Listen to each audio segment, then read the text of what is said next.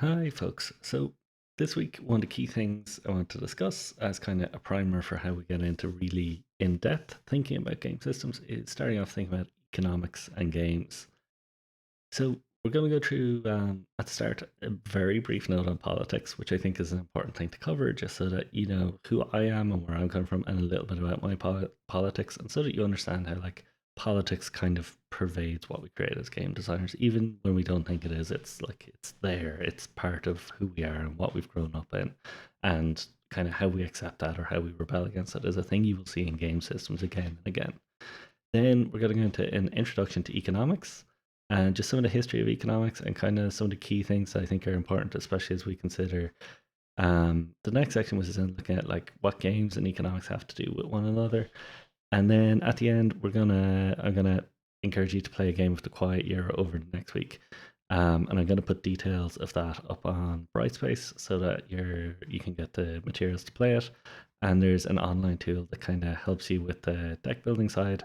And you can open up a whiteboard or Miro or something like that to basically play this game. It's a map building game, but really what it is well, not really. It is like about building a map, but the map represents a space and there's resources within the map.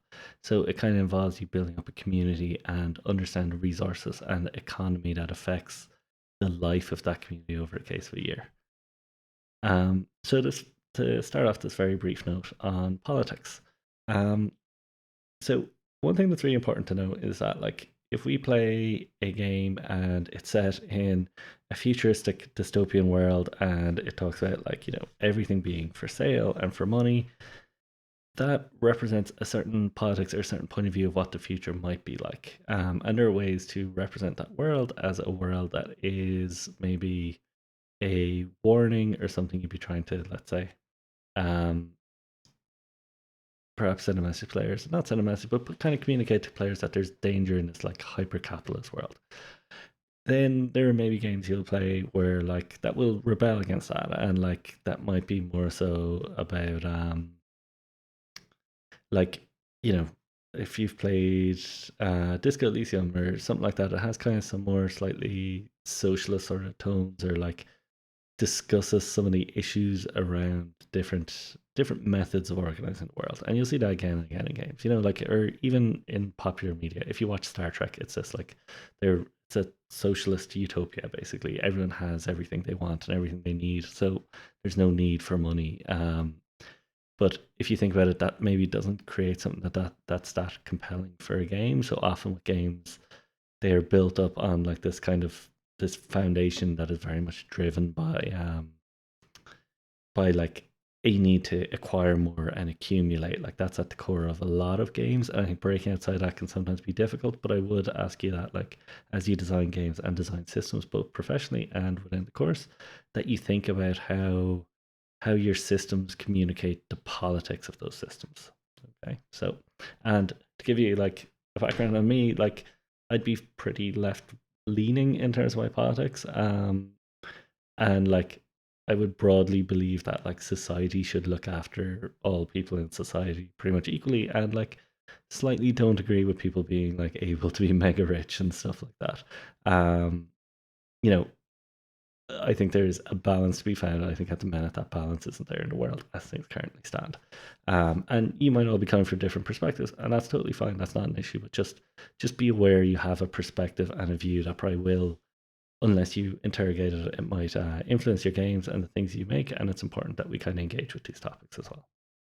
So to start off, we're going to do quite a brief introduction to economics. Like I'm not an economist, so this is like from my own research on the field, as opposed to necessarily something I'm trained in. So it's very much a brief introduction so that you know what it involves. So economics, it's a term that's been around for a while, but it's Oikos and Neumann, which I believe I pronounced that right, but they are Greek words. And that's where the foundation of economics kind of comes from. And what that means is like it's the study of means and ends, basically. So like there are things you have and things you want, basically. So you have means, you've certain ability to pay for things or to buy things, and you've ends you're trying to achieve. There are things you want to get out of it.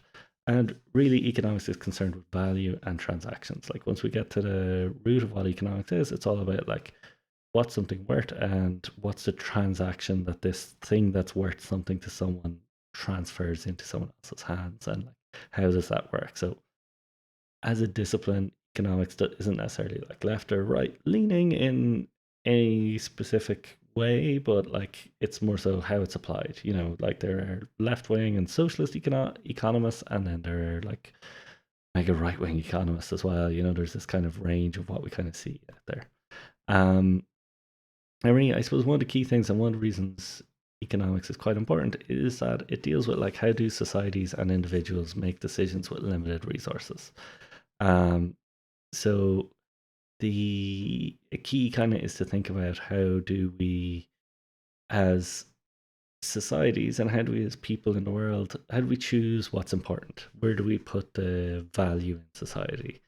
And I think that often is like an interesting question to ask yourself of like, do you think, let's say, healthcare is an important thing to invest in? And I think most countries at this stage, and especially with the pandemic over the last year, have realized that they maybe have not sufficiently invested in healthcare in the past, and that's caused a lot of issues that I think hopefully you'll start to see being addressed.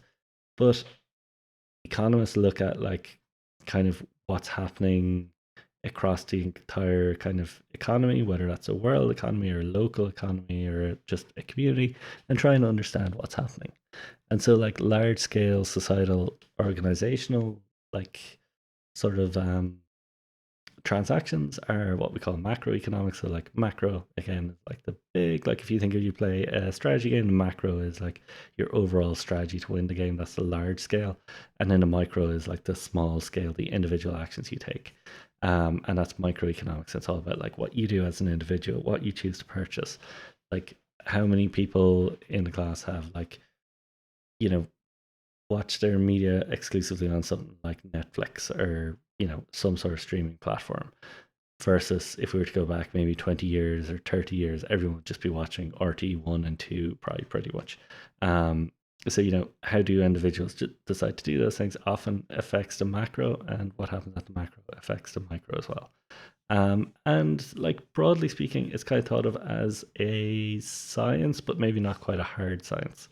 It uses a lot of methods and approaches that are used in sciences. So there's a lot of statistics. It's a lot of generally quite quantitative data. So it's looking at the numbers, it's seeing what's happening. But it is not necessarily a science in the same way that like physics can predict if you drop an apple from a tree, it will hit the ground at a certain speed based on like, kind of gravitational force, and wind resistance and terminal velocity and whatever else might be involved there. With economics, economists can like make predictions, and they can say like, oh well, if spending goes on like this, there'll be a crash in the in Wall Street or something like that. But sometimes those come true, sometimes those predictions don't. And we can even see like I'm recording this on Friday the 28th, or sorry, Thursday the 28th of January. Um, that's lockdown, getting my days mixed up. And like there's a lot of talk about the what's happening on Wall Street at the minute with the what's it called, the Wall Street I can't remember the subreddit basically where they're all buying the GameStop stock. Sorry, I'm recording this at 11:30 at night as well.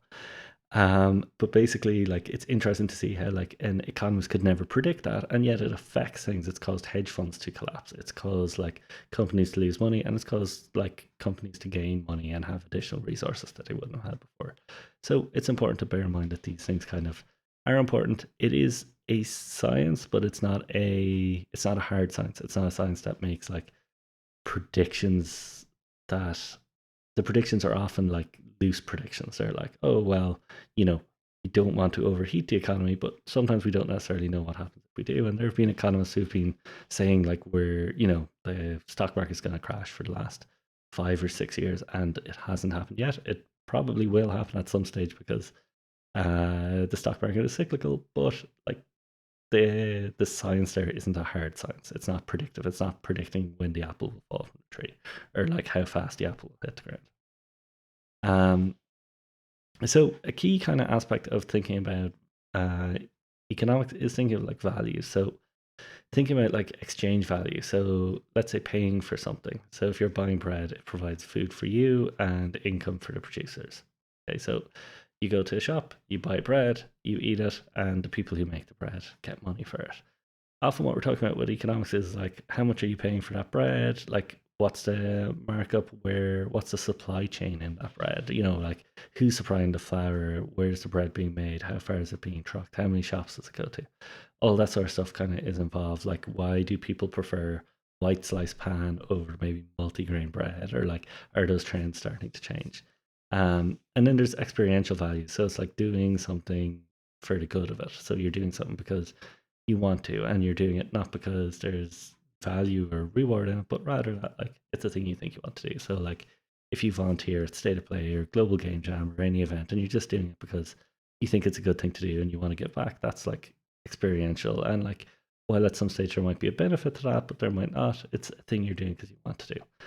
The focus of economics, and certainly if this module, we're really focused on exchange values. Okay, the experiential values of games is when someone sits down to play a game, they're doing it because they want to. They're most of the time they mostly want to sit down, play something, and have some fun.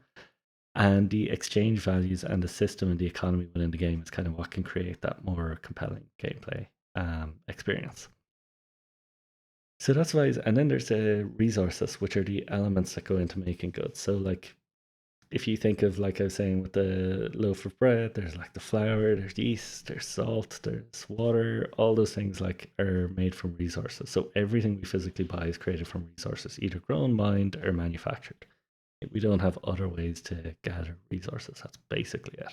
Either grow a plant or grow something in the ground. You either mine it out of the ground or you manufacture it from those other components.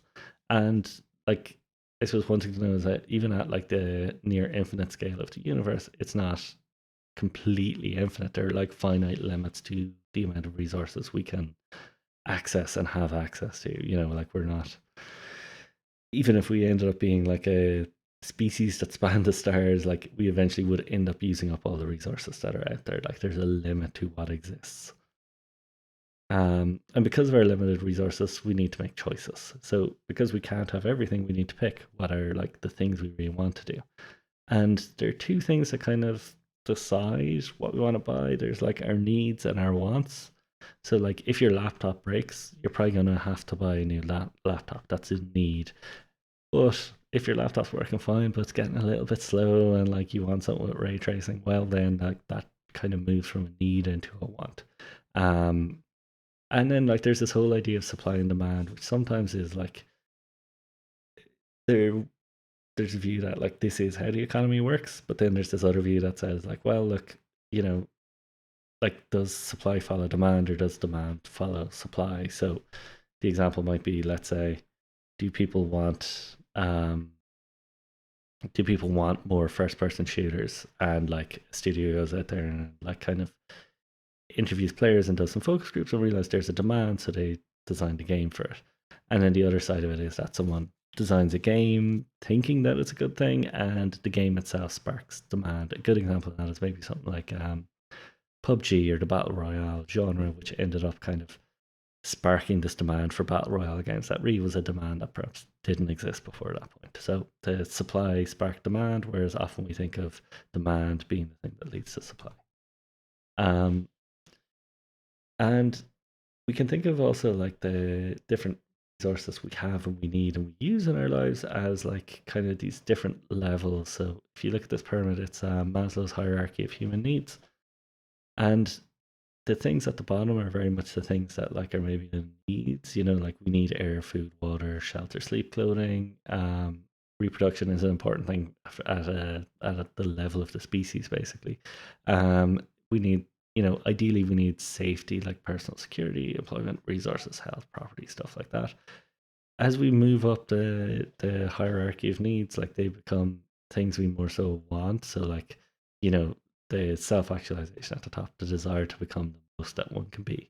Like that's a thing lots of us want to do and want to achieve. Like whether we achieve it or not, we still manage to live a life and live a full life So needs and wants often, like, you can think about it as the needs are the real physiological things. They're the things you need to kind of keep going, and the wants are the things that like you want to be able to get more out of your life and feel better about your life, maybe. And that can be good and bad.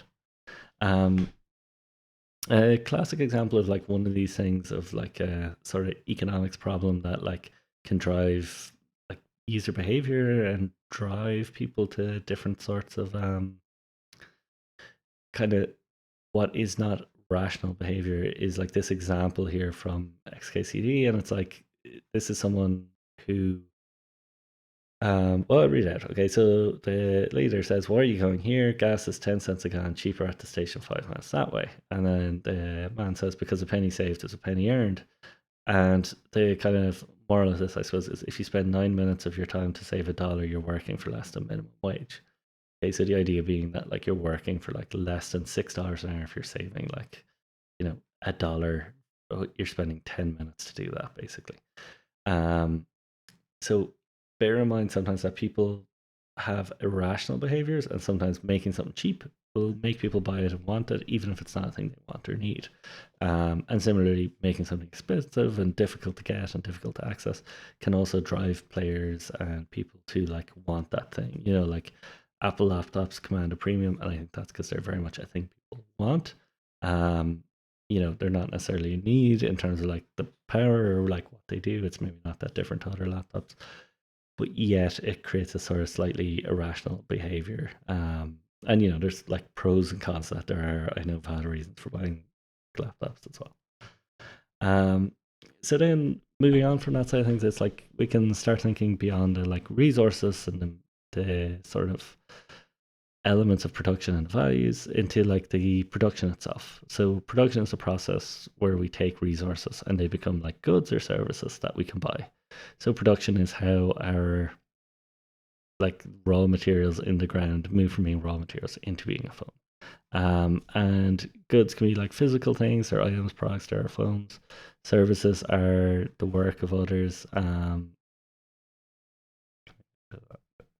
The work of others and often the components of the creation of goods. Okay, so like if you're buying a chair or something like that, you're paying for the time that someone spent putting in to make that chair. And production is one of these things that requires like you can't just produce something. You kind of need you need land, you need materials, you need labor, you need capital, you need someone to set up the business in the first place. And an end consumer must want or need to produce value for the producer to continue to operate. Okay, so someone must like kind of must need or want like what that company is making. Okay, and sometimes they do, and sometimes like the demand comes afterwards. Like as I was saying with demand and supply, sometimes it's like this unpredictable sort of loop, and sometimes as well there are certain things that like sometimes state will back certain products to make sure that like we have access to things we might need, even if it's run at a loss. Basically, like public transport is an example of a thing that sometimes runs at a loss, and yet it's important that it operates so that we can access it and so that we can go places. And like this is a very basic diagram of what this looks like. And so like households provide the factors for production. That's like the people and labor. And the firms or the companies provide the goods or services to the household so that the households buy. And the wages, rent, and dividends go into like private households, and consumer expenditure comes back to the company as well. So ideally, it's a sort of cycle of like, people need companies because they need money to live and survive, and companies need people because they need people to buy their products and they need people to make their products. Okay, so basically, we all kind of work together, hopefully in this harmonious way, and things don't get too far out of whack. An important thing to think about, especially in terms of games, is like just being aware of this, even though it's straightforward enough. But the cost of producing something is the fixed cost and the variable costs. So that's the fixed cost might be like the cost of rent or something like that. And the variable cost might be the cost for each part that you create. So the cost of the components basically increases the more components you make. And revenue is income from selling products. So the more products you sell, the more revenue that comes in. And profit is the difference between what it costs you to make the product, and the income you bring in. And if it's positive, you're making a profit. If it's negative, you're running a deficit.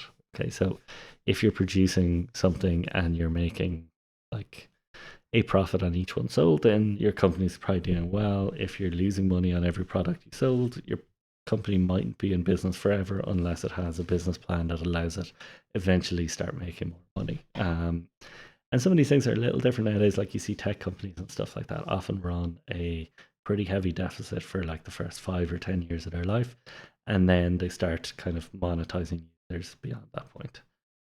Um, and so I mentioned like my politics are a little bit to the towards the left, but um, I see someone who's kind of important across the humanities, and especially I think is an important person to think about as we think of economics is Karl Marx, who wrote Das Kapital in 1867. And why this is interesting, it looked like systemically at capitalism as a system of organizing the world. And like he highlighted things like the tendency to self-destruction. So basically that like because the as Marx would call him, the capitalist wanted to generate more and more profit, they would squeeze down labor costs basically. And then eventually what would happen is like the wealth would be hoarded by the few, and then the masses of people would kind of fight, or there'd be or like rise up in rebellion, or there'd be a crash and things like that because people could no longer afford, with their wages being kind of constrained so much, would no longer be able to afford the products that are being created in the factories they're working. And that's basically the idea. That's like kind of one of the core ideas, sort of, in Marx's work. And he argues that under capitalism, workers would be forced to work more than was required to cover their subsistence. Okay, so the idea being here that like basically you're not just working to cover your wages, you're working to cover like your wages plus a profit for the company and the shareholders and stuff like that. And this idea is that like the surplus value generated will become profit for the capitalists, the people who own the factories and own the means of manufacturing. And basically what he argues is that the system's unsustainable, as profits can't be sustained indefinitely. You know, you can't constantly keep generating a profit because eventually the money ends up all in the hands of the people who own the businesses. Basically, all the entrepreneurs end up with the money. The people get squeezed and squeezed and squeezed until there's nothing left for them. And that's kind of core behind it. And I think if you think of things in a systemic way, you can kind of see there's a certain logic to that that says like there's certainly that complete free market capitalism might have some risks involved in it. And really, the reason I'm bringing up Marx specifically is one of the things he talks about, and a key concept of his work is like this idea of a totality. And the idea is that like you can't just look at like how one product is made. You can't just look at how maybe a chair is made or something like that. Instead, you need to look at how the entire system operates. What are the inputs? What are the outputs? You need to look at like every kind of element of it as much as you can. So you can't examine capitalism just by looking at production. You have to look at like production, and you have to look at like where wages are going, and you have to look at like what demand is and things like that. What's purchasing? Who owns the land?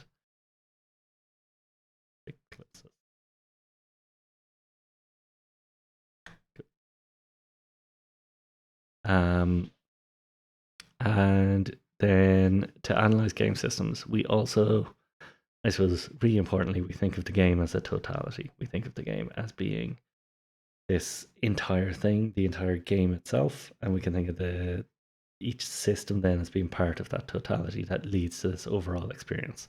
And like one of the interesting things is once we get into using some more tools to model game systems, we often want to think in terms of like these sort of diagrams that you would see in things like Capital, of like the flow of resources between different elements within the game. Okay, so it's useful to think about how this is a concept that, because Marx looked at like society as a system, in terms of how we look at games, it's important to think of how we look at those as a system in totality and think of each element so that we really have a full and a clear picture of what the game is. So I've gone on about economics for a while. I just want to lay some groundwork so that you kind of understand what the field is and so that everyone has like a similar grasp of what it is. But what does this have to do with games? So there's one very famous example. Some of you might have heard of this guy, Yanis Varoufakis, who worked at Valve, was part of their economics, and looked at like the pricing of different items within their games and the economies within Valve, within Steam games, and I think it was Counter Strike in particular, but also looking at stuff like the Steam store and things like that. So he looked at the economics of that sort of game system as a whole. And then after he left that job, he went on to become I think, the finance minister in Greece around the time they were um, going through, should we say, not such a great time, kind of like Ireland was at the same time as well, as around, I think, 2013 or so. Um, and basically, he was part of the Syriza party, which was quite left leaning as well, and quite socialist. And his view was kind of that, like, Greece would never be able to pay back the money it owed. So, like, we should not pretend that's the case. And instead, we should just be clear and think about this as like a system. And, there are certain ways to deal with it. And if you want to know a little bit about like kind of economies and capitalism and stuff like that, this book is a very clear and straightforward approach to it. Even though it's not perfect, there are a few critiques I have of it.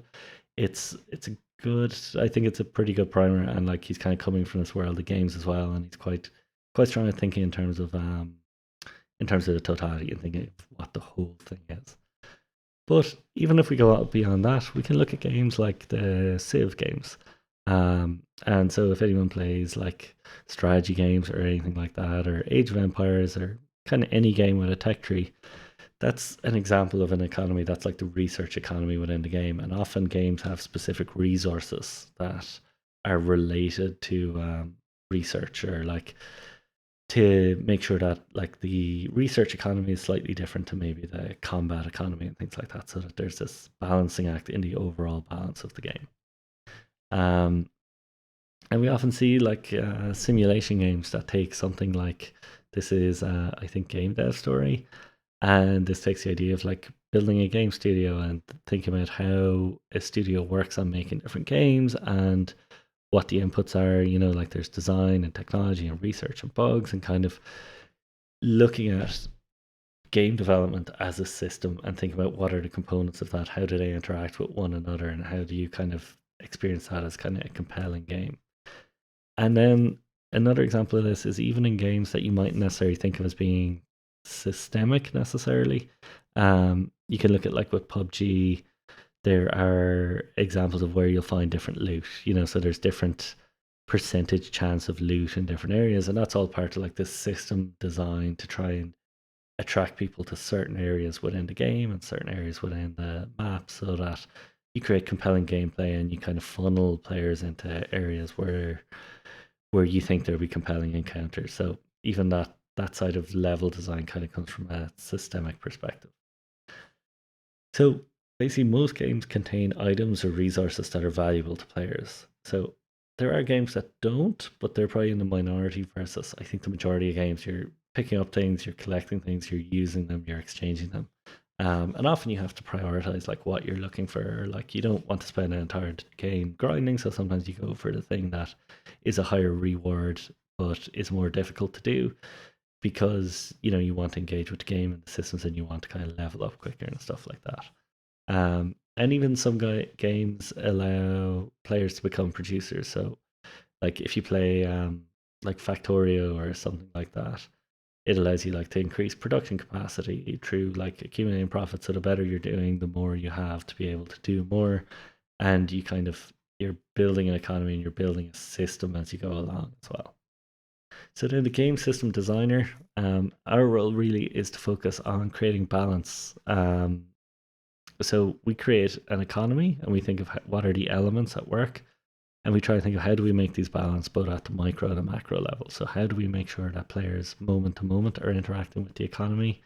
How do we make sure that buying a certain item now is maybe like that item isn't too powerful for this stage of the game, and it kind of ruins the economy of the game, and the player ends up with too much gold or too much loot or whatever it is, and then the game maybe is kind of dull and uninteresting to them. So we're trying to like think of all the systems that go into the game basically. By and large, this being a game system designer is about not about polish or juice or narrative framing or art or anything like that. The role really focuses on creating like the compelling systems of gameplay. Okay, and this like goes from combat system designers who are looking at different types of weapons to allow different approaches to games, to like economy designers who be coming up with ways for players to engage with the different resources and buy different items. Or so like if someone's playing GTA online, that economy designers there and system designers are really looking at like what are people buying, how do we create things that people want to buy, how do we make sure this economy is balanced so people just aren't all ridiculously rich and there's kind of nothing for them to do. So that's kind of our intro to like what economics is, how it relates to games, and what being a game system designer is as well. What I want you to do over the next week is to play a game called The Quiet Year. Um, and this is a game about like it's about building a map, and it's kind of about community and struggle, and it's about kind of the resources involved within that, and how communities at a time of chaos need access to certain resources. And like it's a very simple game. The systems are quite straightforward. It's much more narrative focused, so it's not like you're not creating a deep economy, but you are creating an economy of things that are in abundance and scarcity, and you're thinking about what the consequences of those would be. So it's often, I find, a useful tool to frame how we think about creating economies that maybe are a bit more mechanical, because we've created this economy that is kind of much more narrative focused. Okay, so for next week, I'd like you to meet up with a few people in the class and try and play this game, and I'll put some details of how to do that on Brightspace as well, and a link to I'll put up the rules and a link to an online tool that kind of helps you with that. And then if you use Miro or even the whiteboard built into Microsoft, you can use that to draw out your map and play the game and interact with one another as well. Okay. And then lastly, as always, if there are any questions, just at me on the Discord channel for the module and we can talk about it there. That's great. Thanks, folks. I hope you enjoyed class.